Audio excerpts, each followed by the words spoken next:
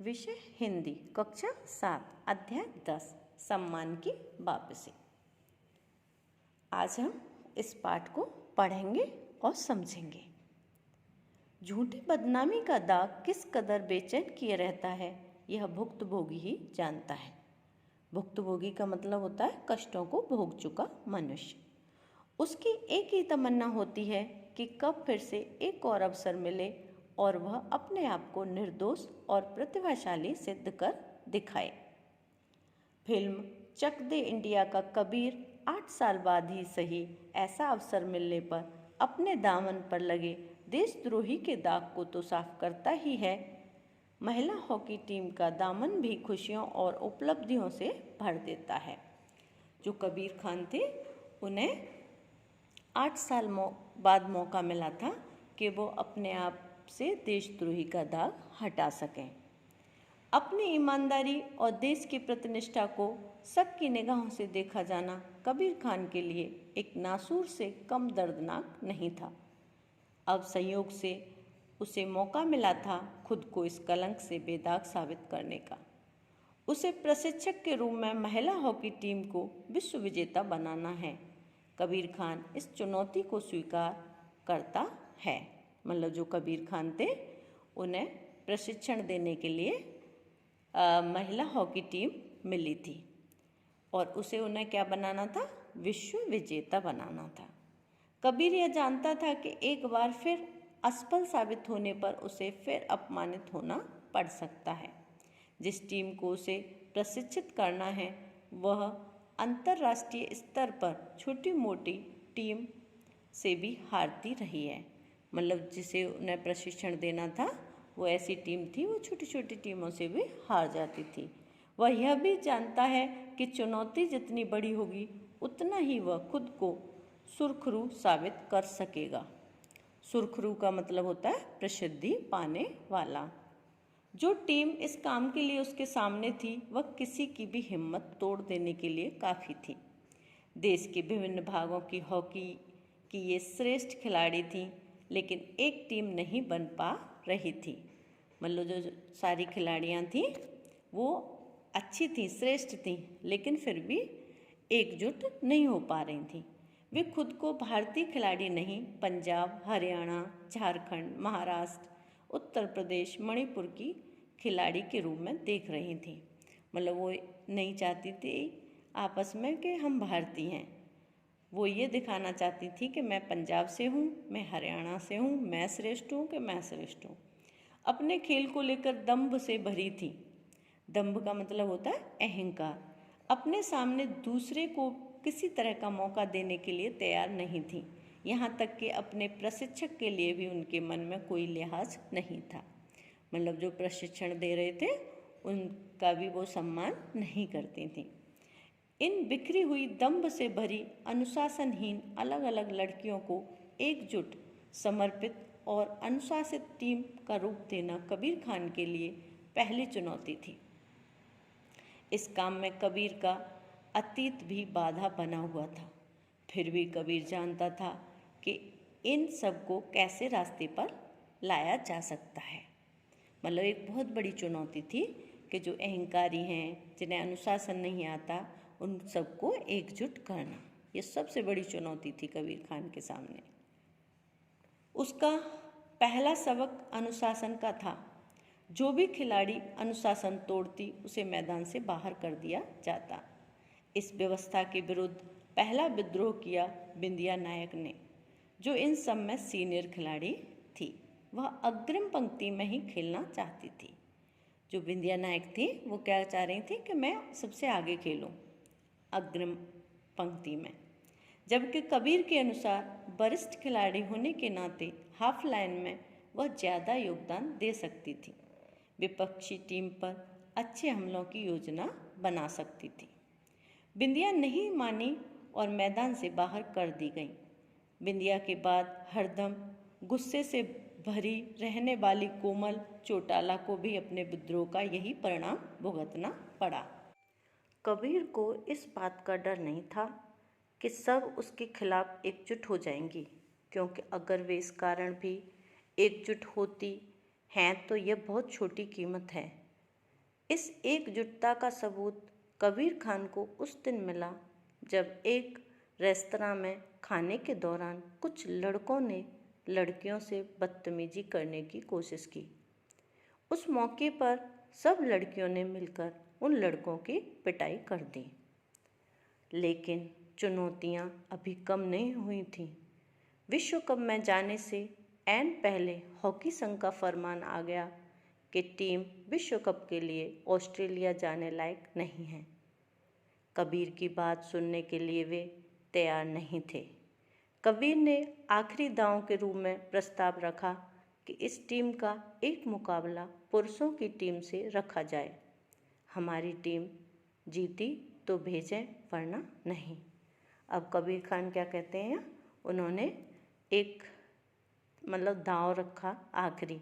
उन्होंने कहा कि ऐसा किया जाए कि पुरुषों की टीम से जो महिला टीम है उसका मुकाबला किया जाए। अगर वो जीत जाती हैं तो उन्हें विश्व कप में जाने की अनुमति मिल जाए। मैच हुआ। मध्यांतर तक पुरुषों की टीम 3-0 से आगे थी। मध्यांतर से हॉकी संघ का प्रतिनिधि आकर सुना भी गया कि हॉकी स्टिक उठाना चूड़ी पहनने वाली इन लड़कियों के बस का काम नहीं है, और इस बात ने लड़कियों में जैसे बिजली का संचार कर दिया। 2 गोल एक के बाद एक कर दिए। आखिरी नतीजा हालांकि 3-2 से पराजय का रहा, लेकिन दर्शक और पुरुष हॉकी टीम के सदस्य भी उनके जुझारूपन के कायल हो गए और विश्व कप में जाने की अनुमति मिल गई। पहला ही मैच ऑस्ट्रेलिया के खिलाफ था और 7-0 से पराजय। जब टीम ऑस्ट्रेलिया पहुंच गई विश्व कप में तो क्या हुआ कि जो पहला मैच था वो ऑस्ट्रेलिया की टीम से था, और उसमें जो महिला टीम हमारे यहाँ से भारत से गई थी उसकी हार हो गई। मान लिया गया कि यह टीम कोई भी मैच जीतने लायक नहीं है। कबीर देख रहा था कि टीम की सबसे सीनियर खिलाड़ी बिंदिया नायक का मन खेल में नहीं है। उसकी शिकायत यह भी थी कि उसके होते हुए विद्या शर्मा को कैप्टन बना दिया गया था, क्योंकि जो बिंदिया नायक थी वो नाराज़ थी। उन्हें कैप्टन बनना था, लेकिन उनकी जगह क्या किया था कबीर खान ने, विद्या शर्मा को कैप्टन बना दिया था। अगले मैच में कबीर ने बिंदिया को बाहर बैठा दिया। मीडिया में मजाक बनाए जाने से टीम आवेश में थी और इंग्लैंड जैसी टीम को 1-0 से पराजित कर उसने अपने भीतर के गुस्से को प्रकट कर दिया। अब क्या किया, टीम ने इंग्लैंड की टीम को हरा दिया। जो भारतीय टीम थी उसने इंग्लैंड की टीम को हरा दिया। टीम जीतने लगी थी। सेमीफाइनल में साउथ कोरिया से मुकाबला था। टीम 1-1 मार्किंग के साथ खेल रही थी। किसी भी खिलाड़ी को आगे बढ़ने का मौका नहीं मिल रहा था। ऐसे में कबीर ने बिंदिया के पास जाने में कोई संकोच नहीं किया और उससे कहा कि आज टीम को तुम्हारी ज़रूरत है। कोरिया की इस मार्किंग को सिर्फ तुम ही तोड़ सकती हो। बिंदिया ने इस विश्वास का मान रखा और मैदान में आते ही कोरिया की रणनीति को बिखेर दिया। उनकी समझ में कुछ नहीं आ रहा था और भारत फाइनल में पहुंच गया। यह मुकाबला एक बार फिर ऑस्ट्रेलिया के साथ था। कबीर एक बात शुरू से ही देखता आ रहा था कि अग्रिम पंक्ति की प्रीति और कोमल एक दूसरे से आगे निकलने की होड़ में गेंद एक दूसरे की ओर बढ़ा ही नहीं रही थी। वो चाह रही थी कि मैं आगे जाऊं या मैं आगे जाऊं, मैं अच्छा करके दिखाऊं, इसलिए वो आपस में क्या कर रही थी, एक दूसरे को बॉल नहीं दे रही थी। अब तक तो काम चल गया था, लेकिन ऑस्ट्रेलिया के खिलाफ नहीं चल सकता था। कबीर ने मैच की पूर्व संध्या पर उनसे बात की, लेकिन अगले दिन के मैच में उस बात का असर नहीं दिख रहा था। भारत की टीम 2-1 से पीछे थी और मैच के आखिरी क्षण थे। कोमल गेंद को लेकर आगे बढ़ी। वह ऑस्ट्रेलियाई खिलाड़ियों से घिरी थी। गोल के पास पहुंचते ही उसने प्रीति को जोर से आवाज़ दी और गेंद उसकी तरफ बढ़ा दी। प्रीति के सामने खाली गोल था और उसने गेंद गोल में सरका दी। मैच बराबरी पर आ गया था और अब फैसला पेनल्टी स्ट्रोक पर होना था।